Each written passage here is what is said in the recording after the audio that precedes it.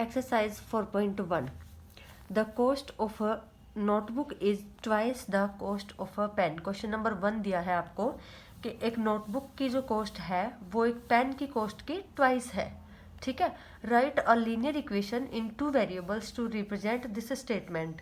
हमें इसी स्टेटमेंट को लीनियर इक्वेशन में लिखना है. ठीक है. इसने हिंट दिया है कि जो कॉस्ट ऑफ नोटबुक है उसको आपको x रुपीज़ लेना है एंड y रुपीज़ लेना है पेन की नोटबुक कॉस्ट को. ठीक है. तो हम क्या कहेंगे इसके सॉल्यूशन में, क्या लिखेंगे? Cost of notebook. Cost of notebook इसने कहा है क्या लेना हमें? x rupees. ठीक है. And cost of pen, cost of pen is क्या हो जाएगा? y rupees. अब क्वेश्चन के अकॉर्डिंग हमें क्या करना है? That cost of notebook, cost of notebook क्या है? x किसके इक्वल है? Cost of a pen. तो वो कॉस्ट ऑफ अ पेन, जो cost of notebook is twice the cost of pen. ठीक है. तो इसको 2y इस ये कहा है इसने कि जो एक नोटबुक की कॉस्ट है वो एक पेन की ट्वाइस है. ठीक है. तो ये अपनी इक्वेशन बनेगी. इसको हम इक्वेशन में किस तरह से लिख सकते हैं? Linear equation in two variables. तो x minus 2y is equal to 0. ये अपनी इक्वेशन बन जाएगी. ठीक है. क्वेश्चन नंबर 2 है अपना, express the following linear equations in the form ax plus by plus c is equal to 0. ठीक है. And indicate the values of a, b and c in each case. तो question number 2 के आपको यहाँ पर 8 part दिए हुए हैं. ठीक है. सब में हमें क्या करना है? जो भी इक्वेशन दी हुई है उसको इस फॉर्म में हमें लेके आना है और a और b और c तीनों की वैल्यूज बतानी है हमें. ठीक है. तो ये देखिए फर्स्ट पार्ट कैसे करते हैं. 2x plus 3y is equal to 9.35 bar. इसको हमें किस फॉर्म में लाना है? ax plus by plus c is equal to 0. ठीक है. तो क्या करेंगे? देखिए इधर 2x प्लस 3y, ये जो कॉन्स्टेंट टर्म है उसको इस साइड लेकर आ जाएंगे इसको. ठीक है. तो ये क्या होगा?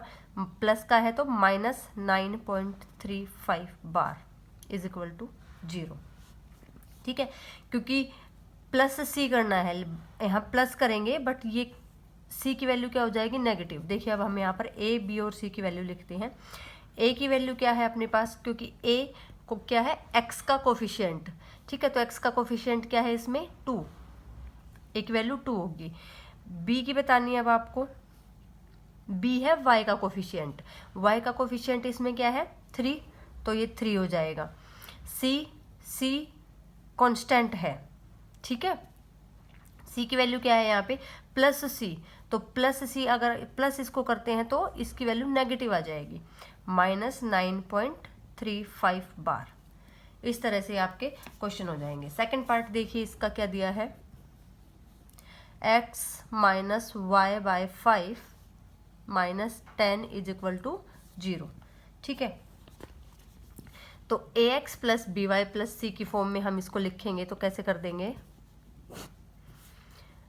x प्लस, इसको हम ऐसे लिख सकते हैं माइनस 1/5 y. ठीक है. और इसको लिख दिया हमने माइनस 10 इज इक्वल टू 0. ठीक है. तो हमने लिख दिया ax plus by plus c is equal to 0. अब यहाँ पर वैल्यूज लेते हैं a, b और c की क्या क्या निकलती हैं. a की वैल्यू क्या आएगी? x का कोफिशिएंट क्या है? x के साथ कोई कोफिशिएंट नहीं है, मीन्स x का कोफिशिएंट 1 रहेगा आपका. b की वैल्यू क्या दी हुई है इसमें? y का coefficient minus 1/5 and c is minus 10. ठीक है. इस तरह से ऐसे ही आपको सारे पार्ट्स करने हैं इसके. थर्ड पार्ट है इसका,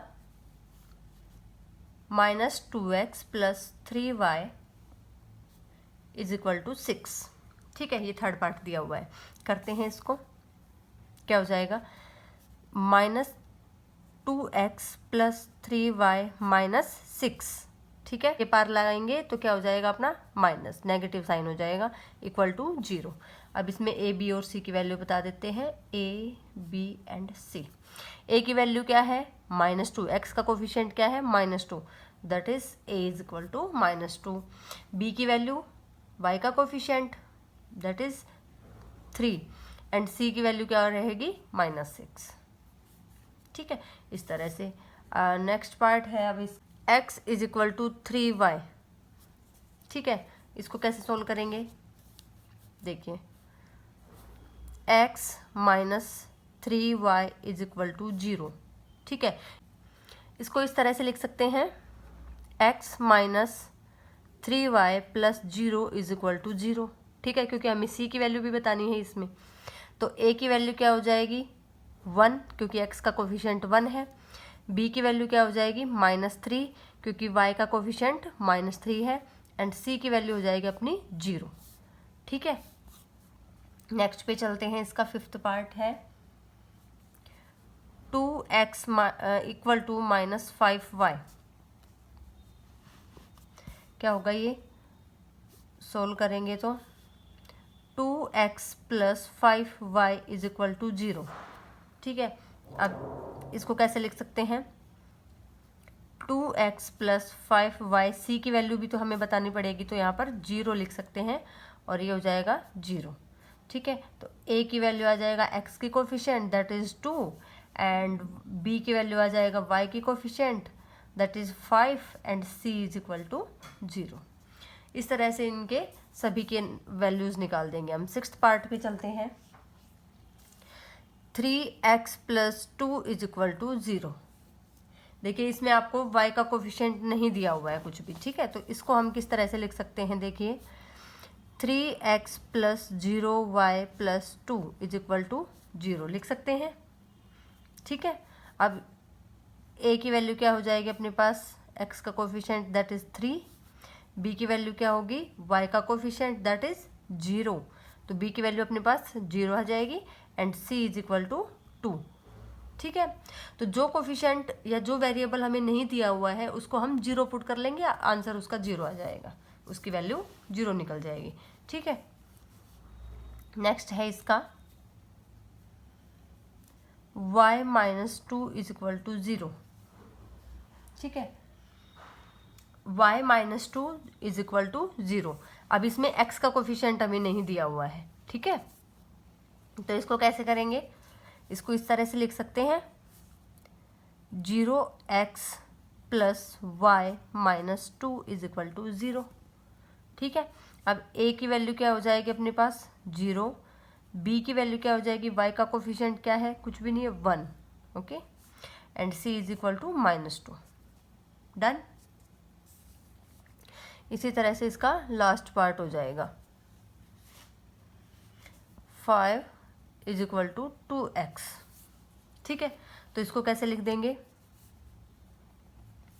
ये देखिए इसको लिख सकते हैं 5 plus 2x is equal to 0।